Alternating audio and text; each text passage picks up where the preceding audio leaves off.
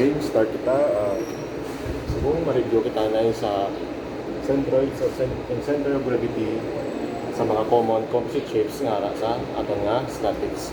Naway na natapos sa aton nga topic sa MECU 1. So we have the shape here, area, the x bar and y bar. Ang x bar ni kag y bar amo na yung mga distance nila with respect to their respective axis. So karon maintindihan niyo na aron kung ano na sila. Okay? So una-una, meron kita nga rectangle. Basic shape nga rectangle. This is my base at height nga given or base na height nga dimension.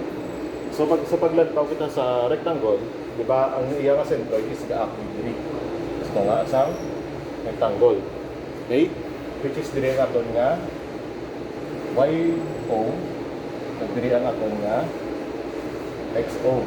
So, may tawag ang X bar. Ang X bar is with respect to Y axis isa or along the X axis. So, X bar diri sa makita. Ang distance naman sa Y bar diri na sa makita. Gets? Kita, diri na yung Y bar.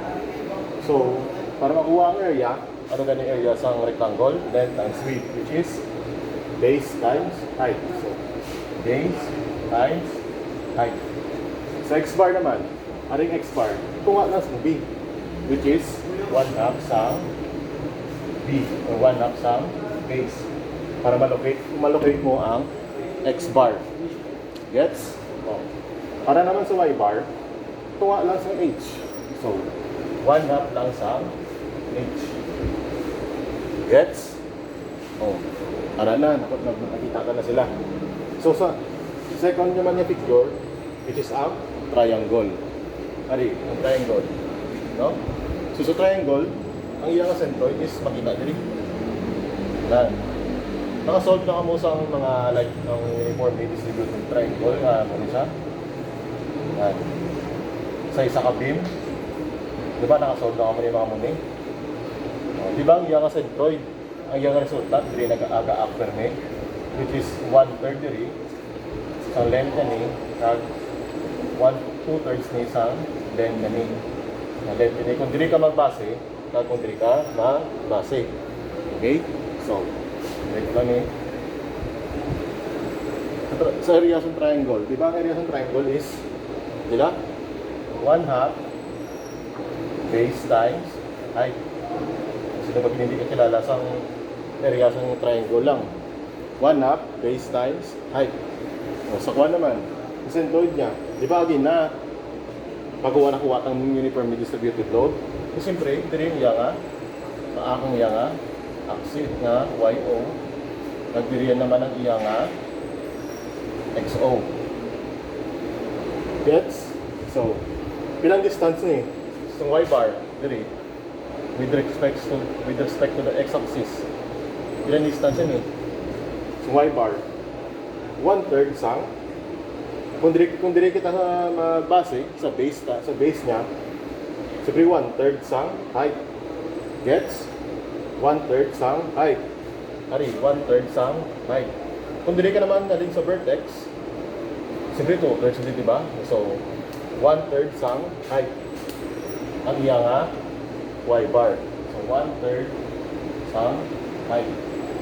How about naman sa quad? Sa x bar niya, di ba ang x bar niya dili na makita? Dili na ang x bar niya. Gets? Sa x bar niya, kung ano yung nga base di, 1/3 lang sang base. 1/3 sang base.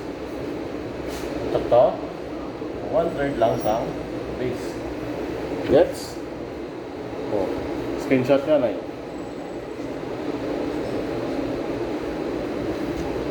Tapos screenshot, mabago kita nga mga figures. Sa semicircle naman kag quarter circle. Sa semicircle naman, drawing na ko liwat ko lang. Wait lang.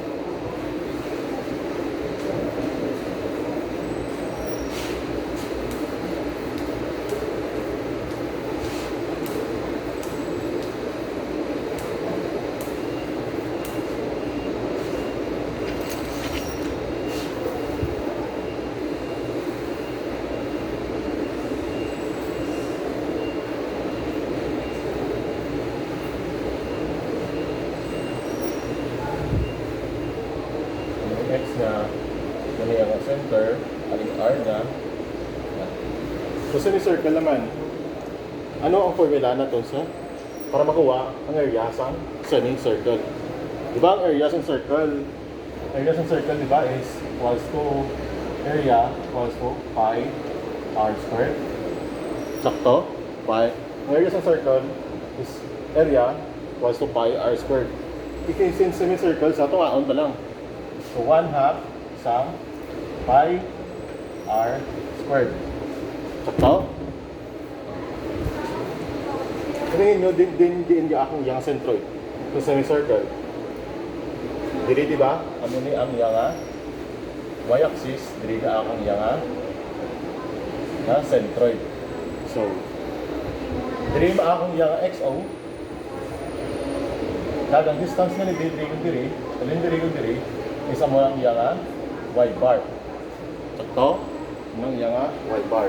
Which is diri naman ang yang yo, which means ang yo ta is equals to 0, okay?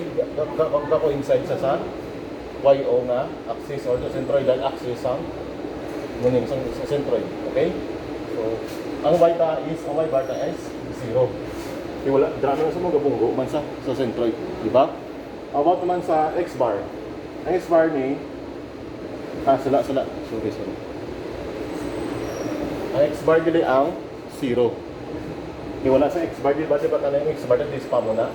Kawo din, di ba, x bar ka? So, wala sa 0 ta. Okay? So, y bar naman, amo ni ang 4r or the 4 times radius over the 5. Gets? Okay? Sa quarter circle naman. Sa quarter circle, tungaon to lang ni ang semicircle. So, amo ni ang yangagwa. Quarter circle.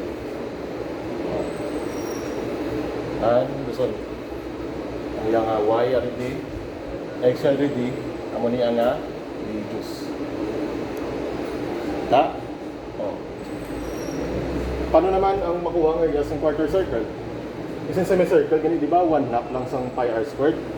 So, kung tumaon sa apat ang circle, may mula lang sa nga 1/4 sa pi r squared. Ito, which is, di ba, ang centroid yun naman niya sa semicircle, di ba? Diri sa tunga. Siyempre, kung diri sa tunga, ano na, kung tungaon sa apat, may dogan isa, di ba? May dogan isa. So, diri na ma-coincide ang iyang centroidal axis ang semicircle. So, diri maakong iyang yo, diri maakong iyang xo. Gets? So, ang xo yun pariyo lang. Wala lang ng y managiyo. Ang iyang y bar, y managiyo. Diri ang iyang y bar. Y bar yun diri. Kaya ang x bar niya is the same lang. Kaya ang kinagidog lang, di ba? The same lang sa iyang x bar kag y bar. Which means 4r over 3 pi mo siya kag 4r over 3 pi mo siya. Oh. Nan. Oh. Screenshot ka na, bago kita magbago naman ng shape.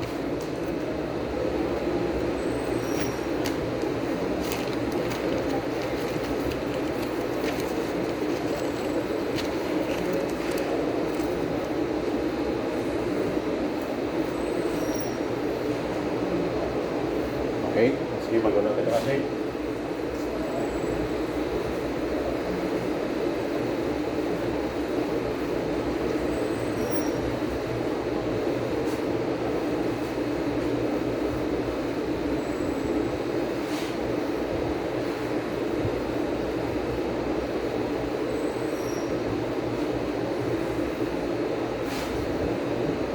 So, shape naman kita nga segment sa circle.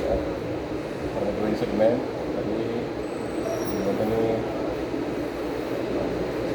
mga common sheet kita, hindi na tama ka dito sa video. So, ano yung alpha, ano yung alpha. Hindi yung y-axis, hindi yung x-axis. Ayan yung radius sa circle, ano yung radius sa circle.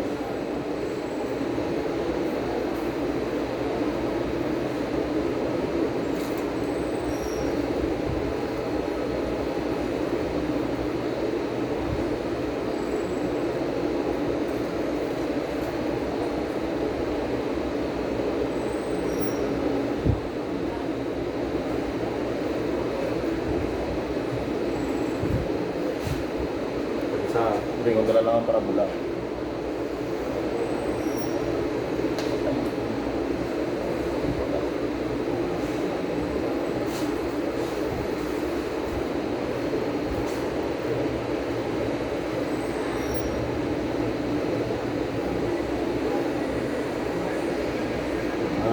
Wala na. Ari ang Y, ari ang X. Okay?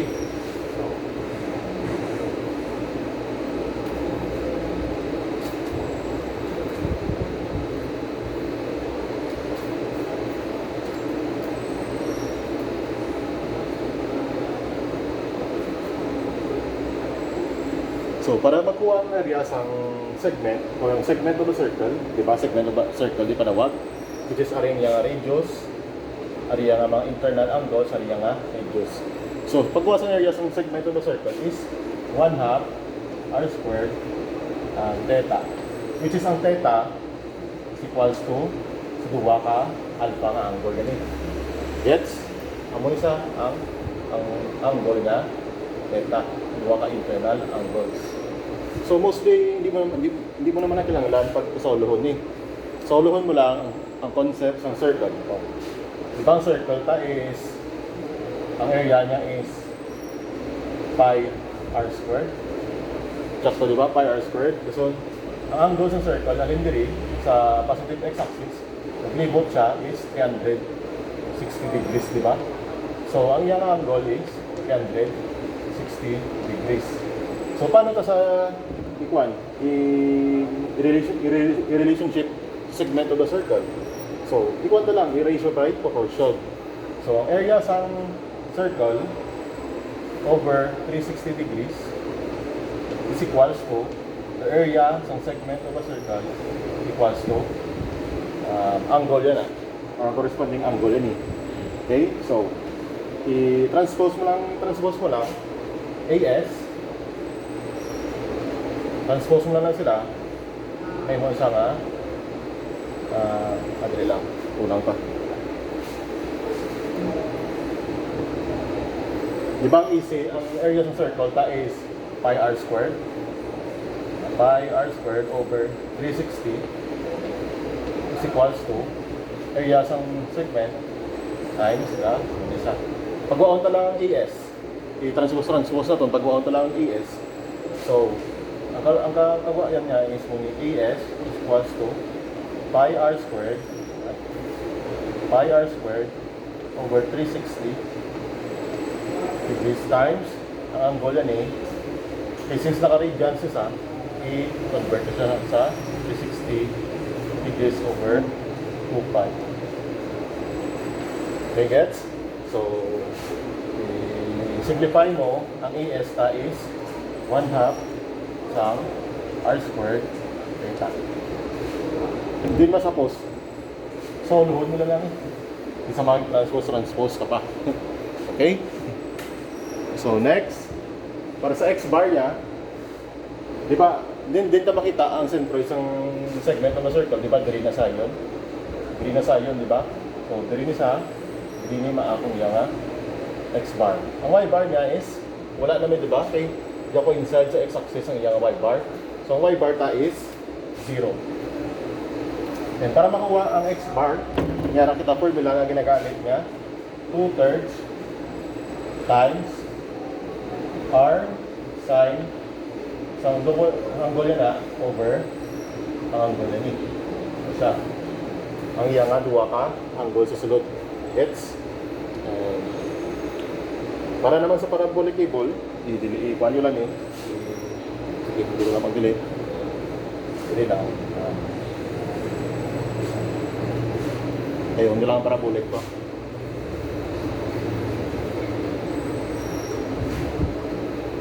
Parabolic.